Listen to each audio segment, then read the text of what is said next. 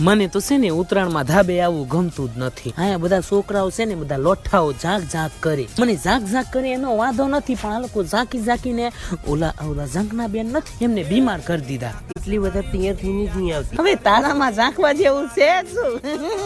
ભૂંડી લાગશો. હું વાત કરે છે એને તને પૂછી લીધું? કાંઈ નહીં તો ના પર દેવા, થોડો તલ્લાવાનો.